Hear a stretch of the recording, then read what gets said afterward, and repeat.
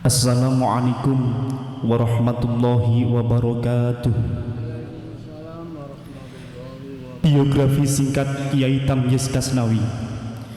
Kiai Haji Humadi Tamyiz, pengasuh Pondok Pesantren Miftahul Ulum, Jogoloyo Wonosalam, Demak, Jawa Tengah, bercerita dengan sesekali mengusap air mata yang membasahi karena terharu mengenang bapak tercinta.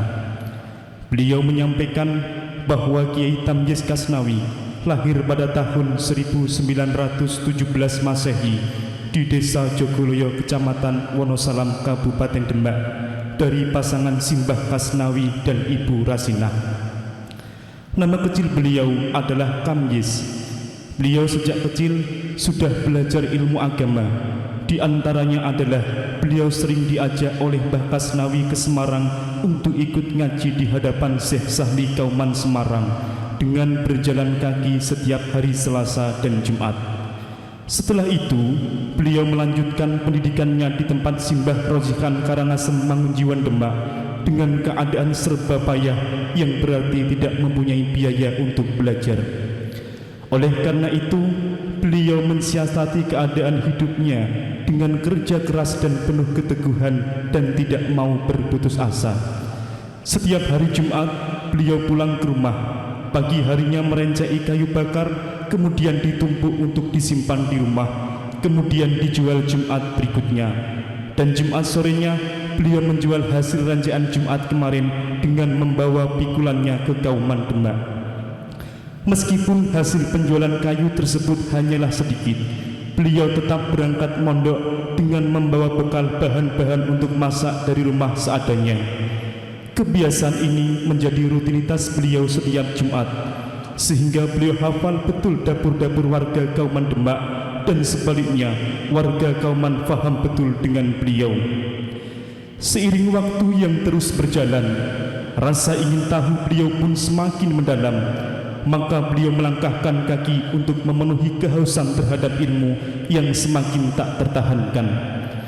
Menghadapkan diri di Pondok Kembangan Demak untuk menimba ilmu dan kebijaksanaan Ki Haji Ahmad Badawi Rofi'i yang akrab dipanggil dengan sebutan Mbah Badawi.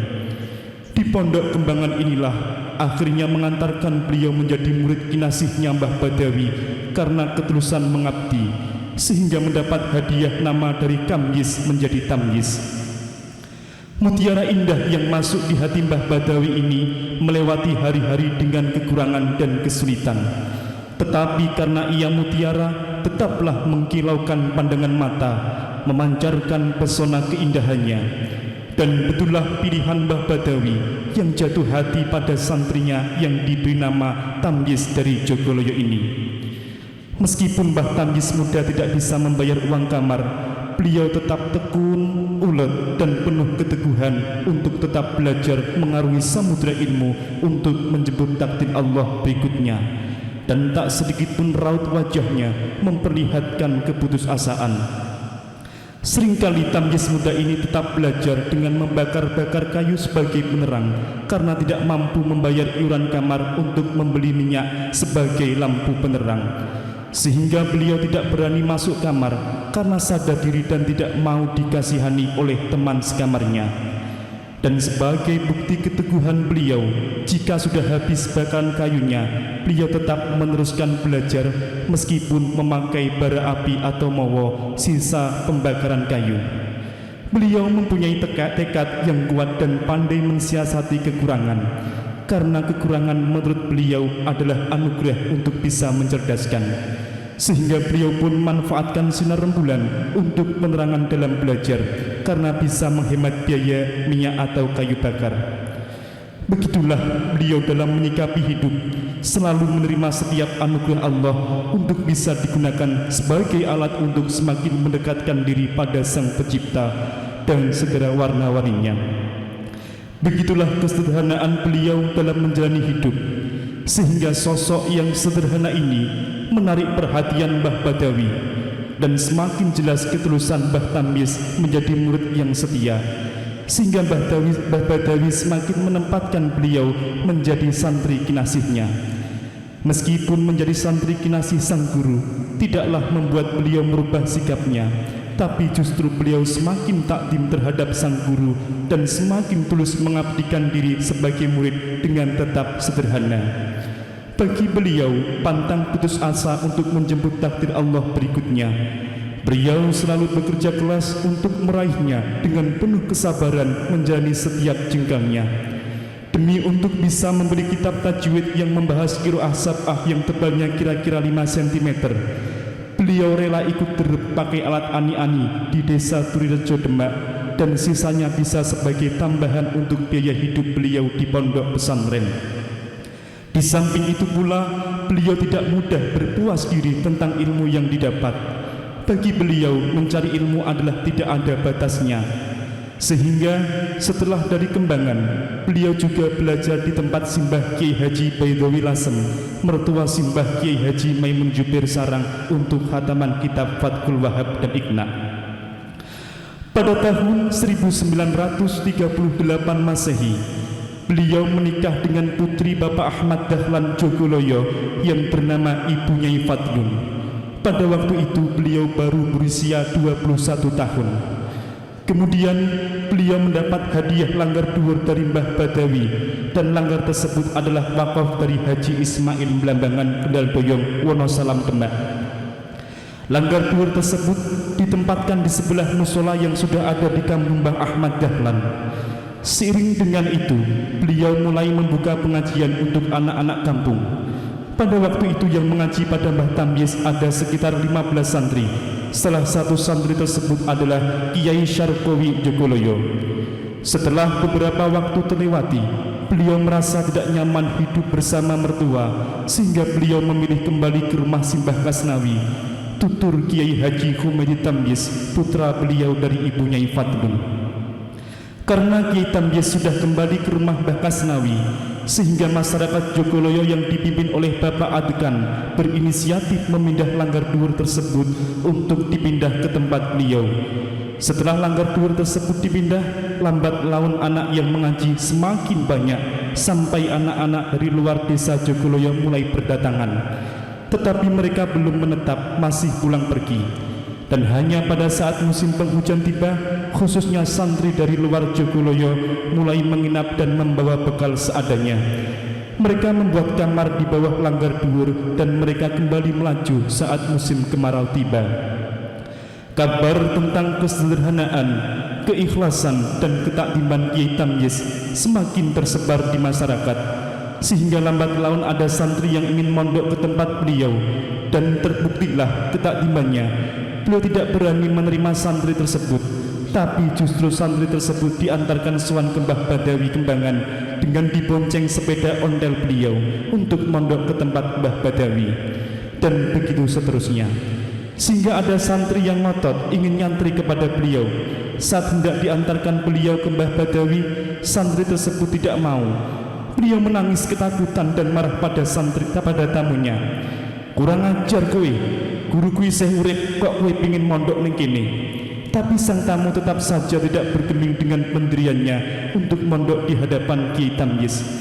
Tanpa menggubris tamunya, beliau langsung tancap gas mengayuh sepeda ontelnya buru-buru menghadap Mbah Badawi untuk meminta maaf atas kesalahannya karena tidak bisa mengarahkan tamunya untuk mondok kepada sang guru, yaitu Mbah Badawi. Beliau juga menceritakan kronologi kejadian tersebut dengan terus meneteskan air mata karena takut Mbah Badawi marah sehingga menjadikan ilmunya tidak berkah. Tetapi dugaan beliau salah. Justru Mbah Badawi berkata, "Kowe kriye to Yes, wis ditampa wae."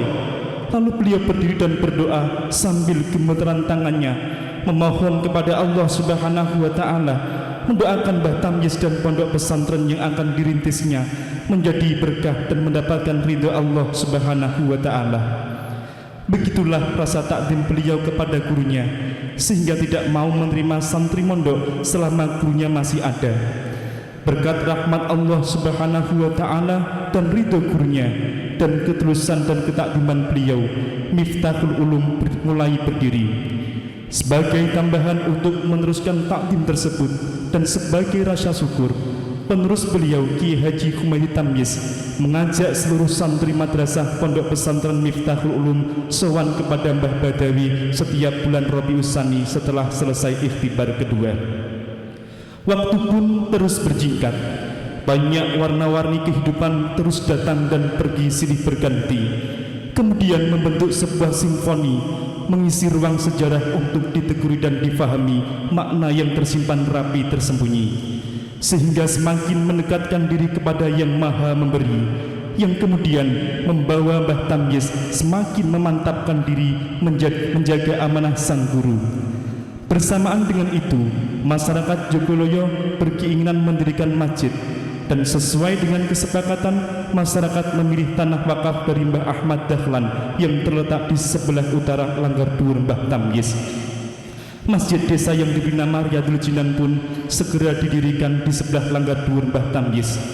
Oleh karena itu, Mbah Tamyiz dengan niat mengembangkan amanah guru, kemudian menyekat-nyekat Langgar Dhuwur tersebut menjadi 6 kotak atau 6 kamar di bagian atas. Salah satu santri yang bertempat di kamar atas tersebut adalah Mbah Kiai Haji Mas Komar Kenduren Wedung Demak. Sedang di bagian bawah dibuat kamar diprok sebanyak 2 kamar untuk para santri.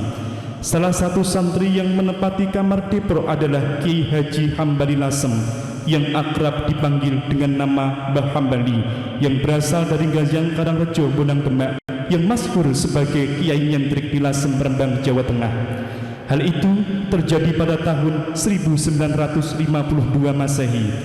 Seterus dengan itu, beliau meresmikan pondok tersebut dengan nama Miftahul Ulum, sehingga sampai sekarang tahun 1952 Masehi dijadikan tahun pendirian Pondok Pesantren Miftahul Ulum secara resmi. Setelah Pondok Pesantren Miftahul Ulum secara resmi didirikan, beliau semakin mendekatkan diri kepada Allah dengan terus mengabdikan diri sepenuh jiwa raga, membina para santri agar menjadi manusia yang beriman, berilmu, dan beramal soleh dalam laku. Kesederhanaan adalah laku hidup beliau. Wirai dan taklim adalah perhiasan beliau. Sehingga dalam setiap laku beliau terpancar kasih sayang terhadap seluruh makhluk. Sampai terhadap nyamuk pun beliau tidak mau membunuhnya, dan sebaliknya nyamuk tidak mau menggigitnya karena hormat kepada beliau. Begitulah kehidupan memberikan pelajaran, seperti hukum gema yang memantul. Artinya apa yang kita tanam itulah yang kita panen. Dan kebersajaan adalah beliau, kata Ki Haji Mukhlas Sirot saat penulis meminta keterangan. Kiai Haji Humaydi Tamyiz menyampaikan bahwa saat sang guru yang menjadi tumpuan dan pedoman, yaitu Kiai Haji Ahmad Badawi Rafi'i, kembali ke sisi Allah yang mencipta alam semesta, beliau merasa kehilangan sang pembimbing dalam mengarungi kehidupan di dunia fana. Sedangkan beliau masih merasa butuh pembimbing yang mampu menenteramkan jiwa beliau. Beliau terus berikhtiar dan bermunajat kepada Allah Subhanahu wa Ta'ala untuk dipilihkan sang guru berikutnya. Akhirnya Allah Subhanahu wa Ta'ala mengarahkan kepada Mbah Kiai Haji Muslih Meranggen Demak untuk menjadi guru dan pembimbing beliau selanjutnya. Dengan begitu, beliau segera menghadapkan diri kepada Mbah Kiai Haji Muslih Meranggen untuk memohon izin menjadi muridnya. Sejurus dengan itu, Mbah Kiai Haji Muslih Meranggen menerima beliau menjadi murid dan membeat beliau menjadi mursyid Thariqah Qadiriyah wa Naqsabandiyah. Kemudian beliau diberi tugas oleh Mbah Kiai Haji Muslih Meranggen untuk mengembangkan Thariqah Qadiriyah wa Naqsabandiyah di Jogoloyo. Kiai Tamyiz dengan penuh keikhlasan mengembangkan amanah dari Mbah Badawi dan Mbah Kiai Muslih, sehingga nama beliau semakin harum didengar oleh masyarakat. Dengan begitu, semakin banyak santri yang berdatangan dari berbagai daerah untuk menimba ilmu dan mengalap berkah kepada beliau. Dengan dibantu anak beliau yang bernama Kiai Abdul Mu'ti Tamyiz, beliau menata sistem pendidikan di Pondok Pesantren Miftahul Ulum, sehingga didirikan Madrasah Pondok Pesantren Miftahul Ulum dengan jenjang tajhiyah, sanawiyah, dan aliyah sebagai tempat mendidik para santri. Tetapi beliau tidak ikut mengajar di madrasah. beliau fokus mengajar santri setiap habis sholat maktubah di pondok pesantren Miftahul Ulum. Dan juga beliau mengajarkan Thariqah Qadiriyah wa Naqsabandiyah di Masjid Riyadul Jinan Jogoloyo kepada masyarakat dibantu Mbah Siraj bin Muhsin, murid thariqat setia beliau yang selalu melantunkan syairan sebelum pengajian thariqat dimulai menurut keterangan yang disampaikan oleh Kiai Haji Humaydi Tamyiz. Sebagai bukti kesetiaan Mbah Siraj bin Muhsin, sesuai yang disampaikan oleh Kiai Haji Mukhlas Siraj, pengasuh pondok pesantren Sirajul Ulum Trenggalek Wonosalam Demak, putra Mbah Siraj bin Muhsin. Saat para kiai mushola di Jogoloyo sama-sama mengerjakan sholat Rebu Wekasan, Mbah Siraj tidak mau ikut mengerjakan dengan alasan yang sederhana, karena Kiai Tamyiz tidak mengerjakan, maka saya ya tidak mengerjakan. Ya yes orang lakoni, aku yo orang lakoni. Sehingga Mbah Siraj mendapat cemoohan oleh kiai-kiai musola yang lain. Meskipun begitu, tidak merubah kesetiaan beliau kepada Kiai Tamyiz. Tutur Kiai Haji Humaydi Tamyiz, beliau juga membuka pengajian tahunan setiap bulan Muharram untuk khataman kitab Fathul Wahhab dan Iqna secara bergantian. Sebagai bakti dan kecintaan beliau terhadap ilmu, beliau sering menyampaikan kepada para santri bahwa beliau akan tetap membaca kitab Fathul Wahhab dan Iqna meskipun sendirian, tidak ada satupun santri yang mau mengaji. Untuk kemudian pengajian tahunan khataman kitab Fathul Wahhab dan Iqna setelah beliau wafat diteruskan oleh Kiai Abdul Mukti sampai tahun 1982 Masehi, dan Kiai Haji Humaydi Tamyiz mulai tahun 1983 sampai 1999 Masehi. Selanjutnya berhenti dikarenakan sudah tidak ada santri yang meminta dan banyak yang tergoda oleh pecahnya partai pasca reformasi di Indonesia. Saat pesantren Miftahul Ulum terus berkembang dan jumlah santri terus meningkat, beliau menabung untuk membeli kayu sebagai bahan mendirikan pondok. Berkat keprihatinan beliau memikirkan para santri, dan atas berkat rahmat Allah, beliau mampu membangun 9 kamar untuk asrama santri di rumah beliau memanjang dari timur ke barat. Dalam pembangunan tersebut, beliau dibantu Mbah Wagisan atau Mbah Abdurrahman, kepala desa Jogoloyo pada waktu itu. Mbah Wagisan membantu dalam hal memberi hidangan bagi para tukang. Meskipun sudah menambah jumlah kamar-kamar yang ada tidak lagi mampu menampung santri yang terus membludak, sehingga akhirnya beliau memutuskan untuk membugar langgar dhuwur pemberian Mbah Badawi untuk dijadikan kamar.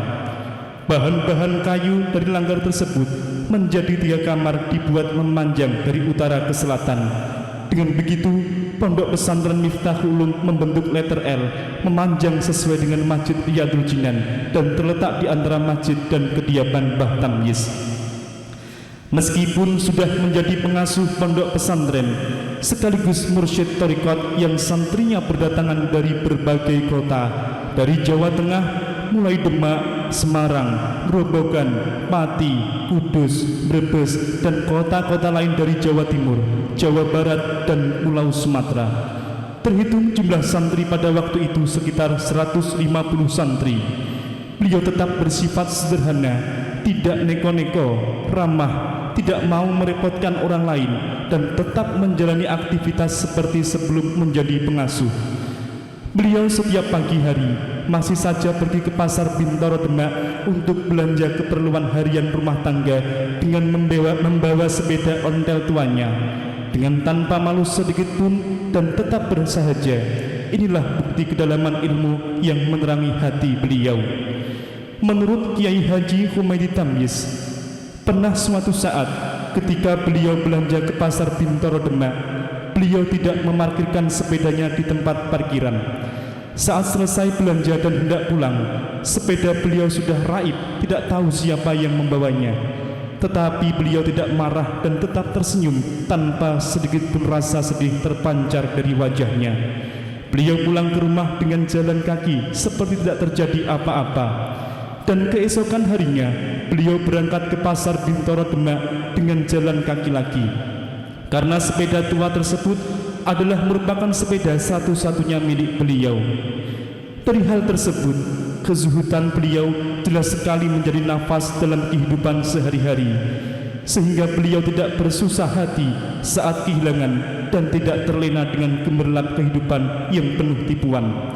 Kemudian saat beliau hendak pulang setelah selesai belanja kebutuhan, Allah Subhanahu wa Ta'ala dengan segala kekuasaannya mengembalikan sepeda tua Mbah Tamyiz di tempat sepeda itu raib dengan keadaan utuh tanpa kurang sedikit pun. Kezuhudan terwujud sebab keyakinan kepada Allah yang Maha Mencipta, yang didasari ilmu yang sudah menjadi ruh dan menyatu dengan setiap nafas yang terhembus. Sehingga pernah pada suatu saat musim kemarau tiba, saat orang-orang pada umumnya menanami sawahnya dengan semangka, beliau justru menyebar benih padi, meskipun beliau harus mengairinya dengan menggunakan ebor, dengan resiko mendapat cemoohan dari orang-orang, bahkan dianggap gila. Beliau tetap yakin akan anugerah Allah Subhanahu wa Ta'ala. Beliau berserah diri kepada Allah tanpa memperdulikan omongan orang.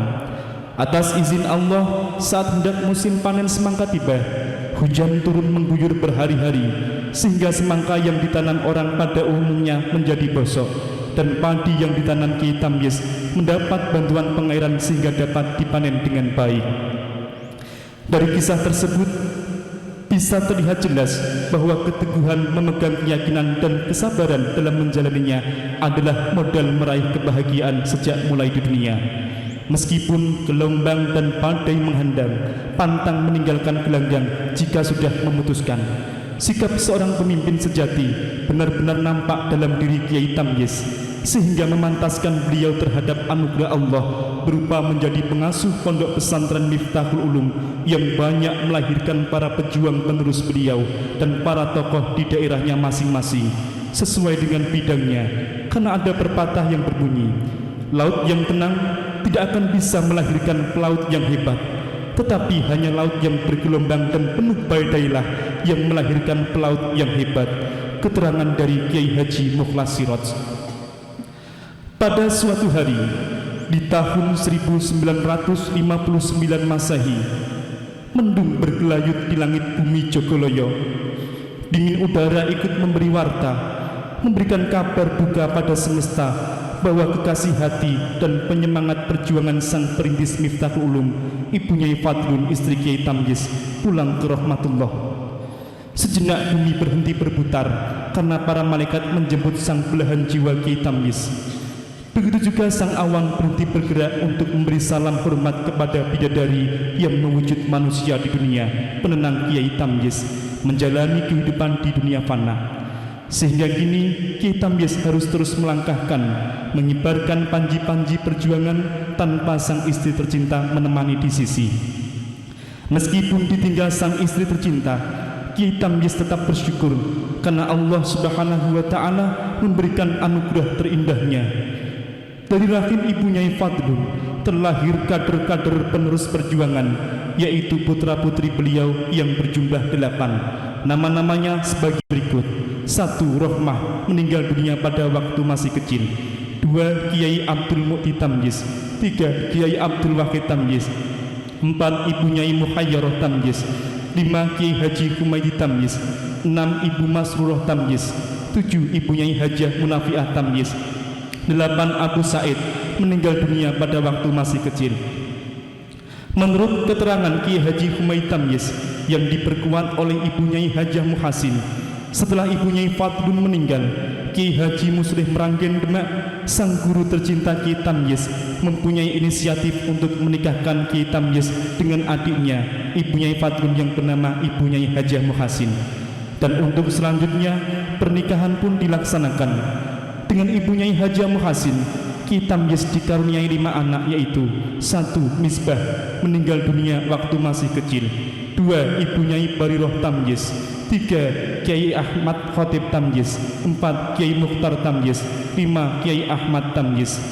Maka kembalilah lengkap kehidupan beliau dalam menjalani tugas kemanusiaan, yaitu sebagai khalifah Allah di bumi, agar bumi ini dengan segala isinya hanya mengabdi kepada Allah yang Maha Esa semata, yang tiada sekutu baginya. Saat usia semakin senja, dan rindu kepada kekasih sejati sudah tidak mampu dibendung lagi. Apalah daya jasad yang sudah menua, selain bersahabat dengan sakit yang menggurita, sebagai tanda bahwa makhluk Allah adalah fana. Dan benar saja, di bulan Sa'ban 1396 Hijriah, Kiai Tamyiz kesehatannya terus memburuk, sehingga Kiai Haji Humaydi Tamyiz muda menunda keberangkatannya ke Pondok Sarang. Tetapi ternyata kehendak hati Kiai Haji Humaydi Tamyiz untuk hormat kepada orang tua yang sedang sakit bertepuk sebelah tangan dengan kehendak Kiai Tamyiz. Hal tersebut justru membuat Kiai Tamyiz marah sebagai bukti kecintaannya terhadap ilmu dan tetap tidak mau dikasihani meskipun sedang sakit, meskipun oleh anaknya sendiri. Karena bagi beliau ngaji adalah yang nomor satu apapun yang terjadi. Dan beliau berkata kepada Kiai Haji Humaydi Tamyiz muda, "Nak awakmu ning omah apa terus ndadekke aku waras? Terus apa bedane kowe ning omah aku ya lara? Kowe mangkat mondok aku ya lara. Bedane mung nak kowe ning omah kowe ketinggalan ngaji, aku ya tetep lara. Tapi kowe nak mangkat iso ngaji meski aku tetep lara." Setelah mendapat perkataan dari Kiai Tamyiz, Kiai Haji Humaydi Tamyiz terdiam 1000 bahasa dan terus pamit untuk melangkahkan kaki berangkat mondok dengan terus memendam rasa haru yang meremuk dada, dan dengan sekuat tenaga menahan air mata agar air mata terjaga sebagai pengiring doa, mewujudkan bakti kepada orang tua walau harus berteman dengan gejolak yang mengadu-adu jiwa. Sesampainya di Sarang, Kiai Haji Humaydi Tamyiz muda mengikuti pengajian khataman tafsir Munir di hadapan Kiai Haji Maimun Jubir, pengasuh pondok pesantren Al-Anwar, Sarang Rendang. Tak terasa setelah kejadian tersebut, menit berganti dengan jam berganti dengan hari, dan Sa'ban sudah berganti Ramadan. Sedang di Jogoloyo, kesehatan Kiai Tamyiz semakin memburuk, sehingga ibunya Hajah Muhasin berinisiatif memerintahkan santri untuk menjemput Kiai Haji Humaydi Tamyiz agar segera pulang. Sebab tanda-tanda ajal Kiai Tamyiz sudah sampai semakin nampak. Kiai Tamyiz sudah dibaringkan di depan dan sudah terdiam koma tanpa bisa apa-apa. Terdiam sunyi dalam bungkus jasad yang sudah tidak sanggup menahan rindu untuk bertemu kekasih yang paling sejati, yaitu Allah Rabbul Izzati. Sementara itu di Sarang, Kiai Haji Humaydi Tamyiz muda sedang tenggelam dalam samudra ilmu, menekuni setiap huruf dari untaian ayat-ayat cinta Tuhan semesta alam di bawah bimbingan manusia pilihan yang arif dan penuh kebijaksanaan. Ialah Kiai Haji Maimun Jubir Sarang dengan perantara tafsir Munir yang penuh keberkahan. Sang utusan pun telah sampai, pesan telah disampaikan. Maka Kiai Haji Humaydi Tamyiz segera menghadap kepada Kiai Haji Abdurrahim Ahmad, pengasuh pondok pesantren Musarang, tempat beliau ditempa untuk memahami kehidupan, untuk memohon izin pulang memenuhi panggilan sang ibu. Tetapi Mbah Kim, panggilan akrab Kiai Haji Abdurrahim Ahmad, berkata, "Bapakmu durung mati Gus, tapi piye wis dijemput, ya wis bali rapopo." Sehingga kata-kata Mbah Kim membuat Kiai Haji Humaydi Tamyiz muda kaget, karena setelah mendengar keterangan utusan Mbah Muhasin, Kiai Haji Humaydi Tamyiz muda dalam hati sudah menyangka kalau Kiai Tamyiz sudah wafat saat utusan tiba. Hari ke-6 bulan Ramadan 1396 Hijriah telah sampailah Kiai Haji Humaydi Tamyiz muda di Jogoloyo. Kemudian beliau berjalan menuju rumah. Sementara dari depan rumah, beliau melihat sudah banyak orang mengerumuni Kiai Tamyiz sambil membaca ayat-ayat Al-Quran sebagai doa pengiring sang guru panutan menghadap Tuhan yang Maha Menciptakan. Dengan tanpa menghiraukan orang-orang di sekitar, Kiai Haji Humaydi Tamyiz muda terus melangkahkan kaki menuju samping Kiai Tamyiz. Kemudian saat Kiai Haji Humaydi Tamyiz muda sudah berada di samping Kiai Tamyiz, tiba-tiba dengan kekuasaan Allah Subhanahu wa Ta'ala, Kiai Tamyiz siuman dan langsung berkata, "Loh, kowe ngger kok mulih?" Dan beliau memarahi Kiai Haji Humaydi Tamyiz muda sambil berkata, "Mangkat mondok neh saiki." Seketika itu seluruh orang yang ada di ruangan menjerit kaget dan terus menangis terharu, sehingga membuat ibunya Hajah Muhasin yang sedang di dapur ikut kaget. Seterus dengan itu, Ibu Nyai Hajah Muhsin langsung bertolak menuju sumber kegaduhan dan langsung menangis saat tahu apa yang sedang terjadi. Entah kekuatan apa yang mendorong Ibu Nyai Hajah Muhsin mengajukan protes keras kepada Kiai Tamyiz sambil berkata, "Nak mai timbok kon mangkat ra entuk ning omah, aku yo minggat saka omah." Atas protes tersebut, akhirnya Kiai Tamyiz tidak lagi marah dan berkata, "Yo wis, yo wis." Setelah itu, kembali terdiam dalam sunyi dan kembali koma. Malam tanggal 7 Ramadan 1396 Hijriah, udara terasa dingin, seperti seluruh semesta turut bersedih hati karena sang kekasih, sang panutan dalam kesederhanaan, kesehatannya semakin memburuk daripada di siang harinya. Seakan angin terus memberi warta agar semua terjaga untuk persiapan memberi penghormatan kepada sang guru yang hendak menjemput rindu pada Yang Maha Satu. Di siang hari 7 Ramadan 1396 Hijriah, bertepatan 2 September 1976 Masehi, saat mentari sudah hadir ikut menghormati, maka Israel menuntun sang guru agung Pondok Pesantren Miftahul Ulum untuk melepaskan rindu kepada Tuhan Yang Maha Satu, meninggalkan jasad di bumi sebagai bukti bahwa setiap makhluk hidup akan mati, kembali kepada Ilahi Robbi. Kenang Ibu Nyai Hajah Muhsin sambil menyeka air mata yang tak terasa membasahi, yang terus merindu sang suami dengan terus melafalkan doa, semoga Allah mengabulkannya dengan sang suami di surga dengan penuh keridhaan. Beliau menghadap Allah Subhanahu wa Ta'ala pada usia 59 tahun dan meninggalkan pondok pesantren Miftahul Ulum yang tercinta ini dan Thariqat Qadiriyah wa Naqsabandiyah sebagai modal perjuangan bagi para penerus beliau untuk mengabdikan diri pada Zat Maha Pencipta. Ditulis oleh Kiai Muhammad Haizam, Sarjana Pendidikan Islam. Wassalamualaikum warahmatullahi wabarakatuh.